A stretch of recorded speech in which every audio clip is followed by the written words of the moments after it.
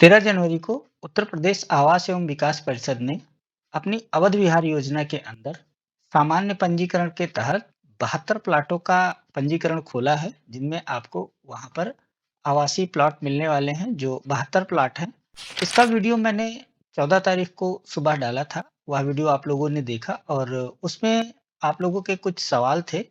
तो उसमें जो मुख्य सवाल थे, दो सवाल थे, जिसमें एक भाई साहब ने पूछा था 13 से जो योजना शुरू हो रही है, उसमें आवेदन के लिए आय प्रमाण पत्र एवं निवास प्रमाण पत्र क्या आवश्यक है? जो व्यक्ति पेंशन भोगी हैं एवं लखनऊ में किराए पर रह रहे हैं, उनका एवं आय प्रमाण पत्र कैसे बनेगा? तो देखिए, एक तो ये सवाल था। दूसरा सवाल था, एक भाई ने पूछा था, ये प्लॉट फ्री होल्ड हैं या लीज होल्ड हैं? तो यह 2 मुख्य सवाल यहाँ पर आ रहे थे इस वीडियो में कमेंट में, तो मैंने सोचा इसका जवाब देना आप लोगों के लिए ज़रूरी है, क्योंकि काफ़ी लोग कन्फ्यूज़ हैं और लोग नहीं समझ पा रहे हैं कि यहाँ पर आय और निवास प्रमाण पत्र हमको देना है या नहीं देना है, और देना है तो कहाँ से बनेगा, और यह जो प्लॉट मिल रहे हैं, यह प्लॉट फ्री होल्ड हैं या लीज होल्ड हैं? क्योंकि फ्री होल्ड प्लॉट में और लीज होल्ड प्लॉट में बहुत ज़्यादा अंतर होता है। या आपकी कोई भी प्रॉपर्टी है जो लीज होल्ड है या फ्री होल्ड है, तो दोनों में बहुत अंतर होता है। तो लीज होल्ड और फ्री होल्ड में क्या अंतर होता है, अगर आप यह नहीं जानते हैं, तो इसके लिए मैंने पहले ही चैनल पर वीडियो बनाया हुआ है, आप वह देख सकते हैं। लीज होल्ड प्रॉपर्टी से ज़्यादा बेहतर होती है फ्री होल्ड प्रॉपर्टी। उसके लिए आप चैनल पर विजिट कर सकते हैं। लेकिन यह प्रॉपर्टी फ्री होल्ड है या लीज होल्ड है, यह इस वीडियो में हम लोग जानेंगे। और यह जानेंगे कि यहाँ पर आपको आय प्रमाण पत्र देना पड़ेगा या नहीं देना पड़ेगा, निवास प्रमाण पत्र देना पड़ेगा या नहीं देना पड़ेगा। और यह दोनों बातें, यह दोनों सवाल यहाँ पर क्यों उठ रहे हैं कि हमको आय प्रमाण पत्र देना पड़ेगा या नहीं देना पड़ेगा, और ये लीज होल्ड है या फ्री होल्ड है। दोनों चीज़ें मैं आपको इस वीडियो में बताऊँगा। अगर आप चैनल पर नए हैं तो चैनल को सब्सक्राइब कर लीजिए और वीडियो को लाइक करना ना भूलें। नमस्कार, मेरा नाम है सचिन और आप देख रहे हैं मेरे यूट्यूब चैनल सचिन ब्लॉग्स देखिए। देरी न करते हुए चलिए चलते हैं अपने कंप्यूटर स्क्रीन की तरफ और आपको दिखाते हैं सबसे पहले कि यह प्लॉट फ्री होल्ड है या लीज होल्ड है, और यहाँ पर यह सवाल क्यों आया। तो जैसा कि आप देख सकते हैं, मेरे कंप्यूटर स्क्रीन पर आप हैं और यहाँ पर ये बुकलेट है जो मैंने आपको पहले वीडियो में दिखाई थी। अगर वो वीडियो आपने नहीं देखा है तो चैनल पर जाकर के देख सकते हैं। तो यहाँ पर देखिए, ये 13 तारीख को पंजीकरण खोला गया है, 13 जनवरी को, और ये 13 फरवरी तक चलेगा। दूसरी तरफ अगर मैं आपको दिखाऊं तो यह उत्तर प्रदेश आवास एवं विकास परिषद की वेबसाइट है। यहाँ पर देखिए लिखा हुआ है UP housing and development board. तो जो सवाल आया कि यह प्रॉपर्टी फ्री होल्ड है या लीज होल्ड है, मैं वही टॉपिक इसमें कवर करूंगा। यहाँ पर देखिए, यह कुछ जानकारी दी गई है, जिसमें पात्रता है सबसे पहले कि पात्रता क्या होनी चाहिए प्लॉट या मकान यहाँ पर लेने के लिए, कोई संपत्ति लेने के लिए। तो यह सब पात्रता लिखी गई है, इस पर बात नहीं करूंगा। जो पुराना वीडियो है पिछला वाला, उसमें पात्रता वगैरह मैंने सब कुछ बताई थी, आप देख सकते हैं। आवेदन की प्रक्रिया भी उस वीडियो में बताई है, वह भी आप देख सकते हैं। क्योंकि ये सारे टॉपिक अगर कवर करेंगे तो वीडियो बहुत लंबा हो जाएगा और इन सब से बहुत ज़्यादा मतलब नहीं है। यहाँ पर फिर उत्तर प्रदेश आवास एवं विकास परिषद में पंजीकरण के नियम दिए गए हैं। मैं थोड़ा हाइलाइट कर देता हूँ, आप देख सकते हैं। यह विषय है, इससे भी कोई मतलब नहीं है। मेन अपना विषय है जो कि यह प्रॉपर्टी फ्री होल्ड है या लीज होल्ड है, उस पे हम लोग यहाँ पर बात करेंगे। मेन मुद्दा आया कहाँ से, यह प्रॉपर्टी फ्री होल्ड है या लीज होल्ड है, कुछ लोग जानते होंगे इसलिए उन्होंने पूछा। क्योंकि पहले जो सारी प्रॉपर्टियाँ यहाँ की होती थी या मकान वगैरह होते थे आवास एवं विकास परिषद के, वह लीज होल्ड होते थे। और यहाँ पर उसका एक मुख्य कारण भी दिया गया है, आप देख सकते हैं। उत्तर प्रदेश आवास एवं विकास परिषद में आवंटन आवंटन को लेकर के यहाँ पर देखिए 6 बातें कही गई हैं, जिनमें आप मैं आपको हाइलाइट करके दिखाता हूँ।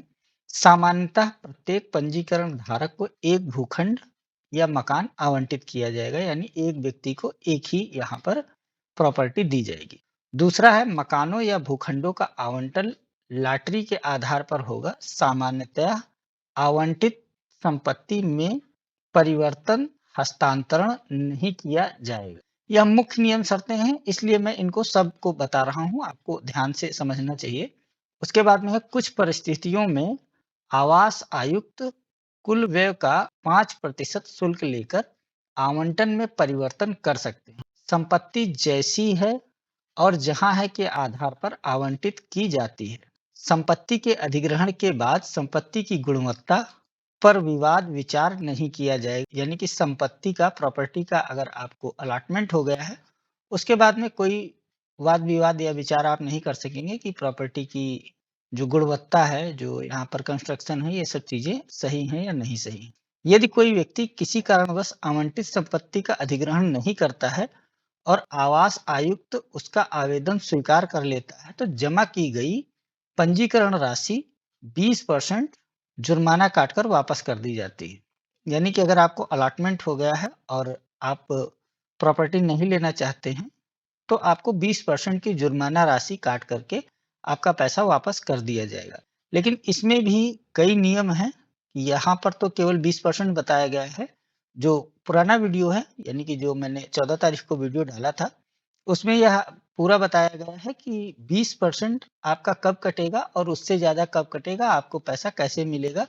वह वीडियो आप ज़रूर देखें, क्योंकि यहाँ पर यह पूरी जानकारी नहीं दी गई है, जो वहाँ पर लागू होती है। लेकिन जो यहाँ पर है वह दिखाना ज़रूरी है, इसलिए मैं आपको दिखा रहा हूँ। तीसरा है, सामान्य परिस्थितियों में संपत्ति का आवंटन पंजीकरण की तिथि से 3 वर्ष के भीतर किया जाता है। यदि अपरिहार्य कारणों से मकानों के निर्माण में देरी होती है, तो बोर्ड जिम्मेदार नहीं होगा तथा भुगतान की गई राशि पर ब्याज नहीं दिया जाएगा। यहाँ पर जो ये है, यह पिछले वीडियो में भी था।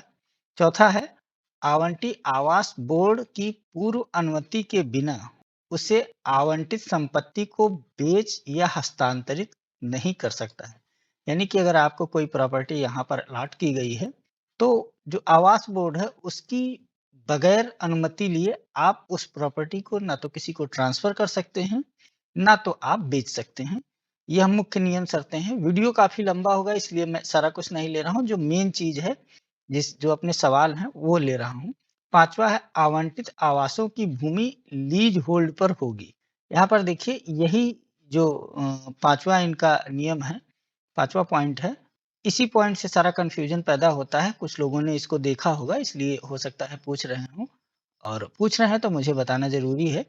लीज 90 वर्ष की होगी तथा उसके बाद हर 30 वर्ष में इसका नवीनीकरण किया जाएगा। लीज का वार्षिक किराया वर्तमान भूमि दर का 0.25% होगा। आवास बोर्ड इसको बढ़ा भी सकता है। यहाँ पर 90 वर्ष की लीज की बात की गई है, इसलिए शायद लोग पूछ रहे हों कि यहाँ पर यह जो प्लॉट मिल रहे हैं, या लीज होल्ड हैं या फ्री होल्ड हैं। तो लीज होल्ड में देखिए 90 वर्ष की यहाँ पर लिमिट दी गई है। 90 वर्ष के बाद आपको रिन्यूअल कराना पड़ेगा। और उसके बाद में छठा नियम जो है आपका, पंजीकरण या आवंटन में किसी भी विवाद की स्थिति में आवास आयुक्त का निर्णय अंतिम होगा। आवास आयुक्त को अपनी इच्छानुसार वर्णित पूर्वापेक्षाओं को बदलने का अधिकार होगा। चलिए, यह मेन नियम थे। यहाँ पर जो अपना मेन ये है कि ये जो लीज की बात की गई है, यह मामला शायद मकानों से संबंधित है और फ्लैट से संबंधित है। यहाँ पर भूखंड भी दिया गया है, लेकिन यहाँ पर कोई भी भूखंड की बात नहीं की गई है। आवासों की भूमि लीज होल्ड पर होगी। यानी कि जो मकान बना कर के आपको दिए गए हैं, उनकी जो ज़मीन है वो यहाँ पर लीज पर होगी। यह यहाँ पर इनकी वेबसाइट पर कहा गया है। लेकिन यह वेबसाइट और यह जो इनका नियम कायदे का सारा कुछ दिया हुआ है, यह शायद अपडेट नहीं किया गया है। 2016 में इनके जो नियम कायदे थे आवास विकास के, उनमें परिवर्तन हुआ है और वहाँ पर ये बताया गया है कि अब जो भी आवास विकास संपत्तियाँ बेचेगा या अलॉट करेगा, वो सारी फ्री होल्ड संपत्तियाँ होंगी। यह सवाल आया कहाँ से? इस पर अगर बात करें तो एक तो यह इसका कारण है। दूसरा कारण ये है कि ये जो इनकी बुकलेट है, इसमें कहीं पर इस तरीके की बात नहीं की गई है कि ये जो संपत्ति है यह फ्री होल्ड है या लीज होल्ड है। और अगर फ्री होल्ड है तो यहाँ पर फ्री होल्ड का चार्ज कोई जोड़ा गया है या नहीं जोड़ा गया। क्योंकि अगर कुछ लोगों ने लखनऊ विकास प्राधिकरण की संपत्तियों में आवेदन किया होगा खरीदने के लिए, तो वहाँ पर जो ये चीज़ दी होती है कि सारा जो रेट का डिटेल वगैरह दिया होता है, उसमें ये बताया गया होता है कि यह प्लॉट का रेट है और यह यहाँ पर फ्री होल्ड का पैसा है जो आपको इसमें देना है, जो इस राशि जो ये प्लॉट का मूल्य है उसमें जुड़ा हुआ है कि यहाँ पर इस प्रॉपर्टी को फ्री होल्ड का जो चार्ज है वह इसमें सम्मिलित किया गया है। बल्कि यहाँ पर इसमें कोई भी जानकारी इस तरीके की नहीं दी गई है। इसलिए लोग शायद इस तरीके की चीज़ें पूछ रहे थे कि यह प्रॉपर्टी फ्री होल्ड है या लीज होल्ड है। मैं आपको बता दूँ कि यह जो प्रॉपर्टी है यह फ्री होल्ड प्रॉपर्टी है और इसको क्लियर करने के लिए मैंने इनके ऑफ़िस में फ़ोन भी किया था और वहाँ से मैंने पता भी किया था। तो पहले तो वो खुद कन्फ्यूज़ हो गए क्योंकि मैंने उनको कहा कि भाई जो ये प्लॉट 72 प्लॉट हैं जिनका आवंटन के लिए अभी पंजीकरण खोला गया है, तो यह आपके प्लॉट फ्री होल्ड हैं या लीज होल्ड हैं? तो पहले तो उन्होंने कहा कि यह फ्री होल्ड है, फिर मैंने उनसे कहा कि आप कन्फर्म हैं क्या कि ये फ्री होल्ड हैं या लीज होल्ड हैं? क्योंकि आपके वेबसाइट पर जो जानकारी दी गई है, उससे ये लगता है कि लीज होल्ड आपकी यह प्रॉपर्टी है। तो उन्होंने मुझसे 5 मिनट का समय लिया, फिर किसी से कन्फर्म करके अपने अधिकारियों से उन्होंने मुझे बताया कि यह प्रॉपर्टी फ्री होल्ड है और इसमें जो आपसे पैसा लिया जा रहा है, यह जो पैसा लिया जा रहा है 54 लाख रुपए, 54.91 लाख रुपए और 63.91 लाख रुपए, इसमें फ्री होल्ड का भी शुल्क सम्मिलित है। यहाँ लिखा नहीं गया है लेकिन सम्मिलित है और यह प्रॉपर्टी इनकी फ्री होल्ड प्रॉपर्टी है। तो यह अपना एक यहाँ पर प्रश्न क्लियर हो जाता है कि यह प्रॉपर्टी फ्री होल्ड है या लीज होल्ड है। दूसरा अपना जो सवाल आ रहा था कि यहाँ पर आवेदन करने के लिए क्या आय प्रमाण पत्र और निवास प्रमाण पत्र की ज़रूरत पड़ेगी और अगर ज़रूरत पड़ेगी तो वो कहाँ से बनेगा? या जो लोग लखनऊ में रहते हैं उनका निवास प्रमाण पत्र लखनऊ का नहीं है, तो उन लोगों का कैसे बनेगा?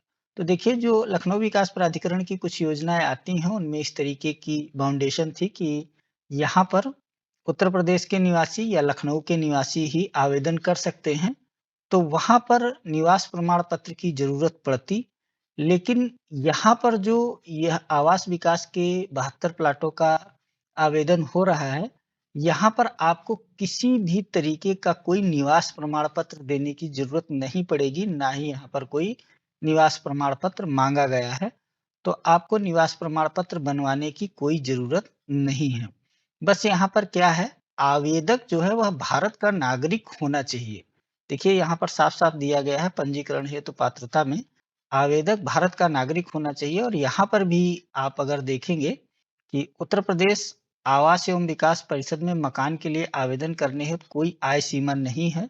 आवेदन दाखिल करते समय आवेदक की उम्र 18 वर्ष होनी चाहिए और बाकी जो नियम कानून हैं वो भी वहाँ पर दिए गए हैं। तो यहाँ पर इसमें आवेदन करने के लिए आपके पास कोई निवास प्रमाण पत्र लखनऊ का है या नहीं है, इससे कोई फ़र्क नहीं पड़ता है। आप पूरे भारतवर्ष में कहीं के भी नागरिक हों, यहाँ पर आवेदन कर सकते हैं। कोई भी आवेदन कर सकता है, जिसमें आपका जो मेन केवाईसी है, आधार, पैन वगैरह, पासपोर्ट वगैरह, जो भी ज़रूरत पड़े, कोई भी एक डॉक्यूमेंट्स आपका होना चाहिए, जिससे आप यह साबित कर सकें, आप भारत के नागरिक हैं।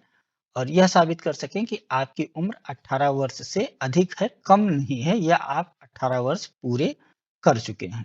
तो यहाँ पर यह दूसरा सवाल है अपना कि भई आपको कोई भी निवास प्रमाण पत्र नहीं देना है और आय की कोई भी यहाँ पर प्रमाण पत्र आपको नहीं देना है क्योंकि यहाँ पर देखिए 3.5 वाला जो नियम है, इसमें लिखा गया है, भूखंडों के आवंटन में आय सीमा प्रतिबंधित नहीं है।